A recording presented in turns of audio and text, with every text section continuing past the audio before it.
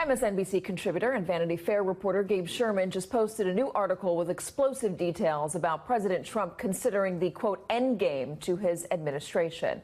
This is in the wake of new indictments in the Russia investigation. Quote, for the first time since the investigation began, the prospect of impeachment is being considered as a realistic outcome and not just a liberal fever dream.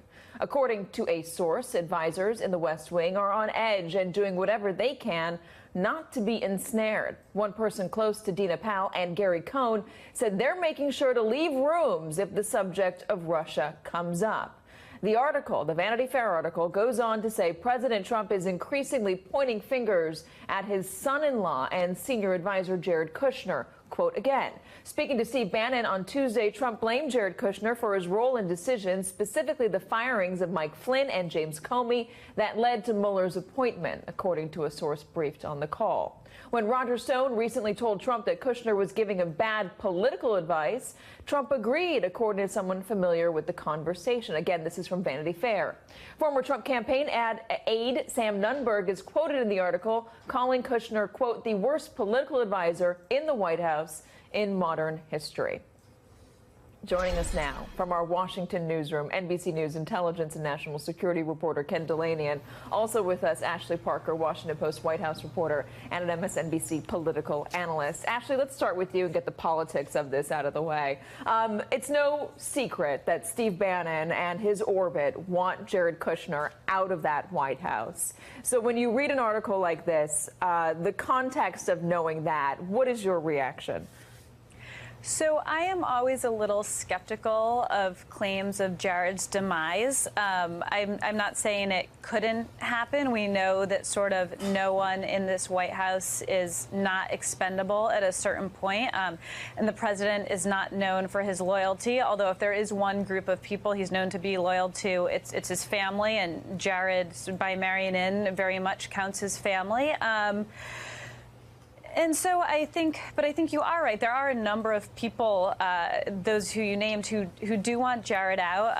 I think it's probably not helpful for Jared generally if you have anyone whispering in the president's ear about what bad advice Jared is giving you.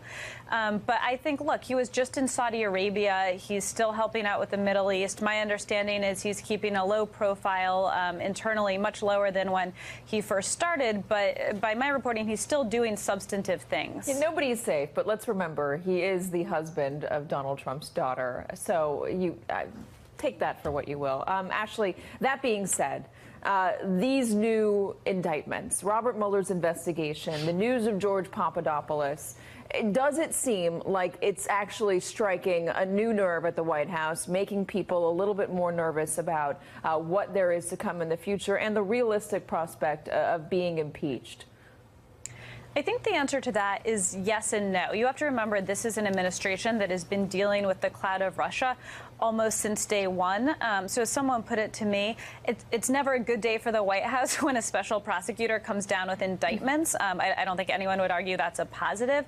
That said, there was some sense of relief, and keep in mind this is all a very relative scale, but there was some sense of relief that at least to start these indictments with George Papadopoulos, who was someone who was as the White House has repeatedly said publicly, a volunteer, not a paid advisor, with Rick Gates and Paul Manafort, that the indictment, again, at least initially, is focused on a lot of their alleged behavior well before the campaign.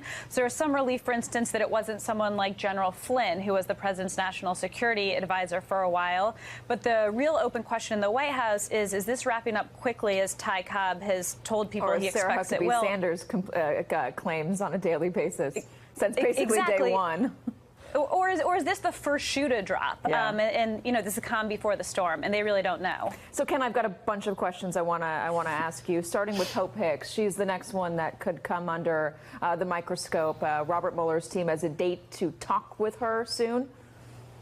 Yeah, and this sort of underscores the kind of pressure that people in the White House are under. Hope Hicks is 28 years old.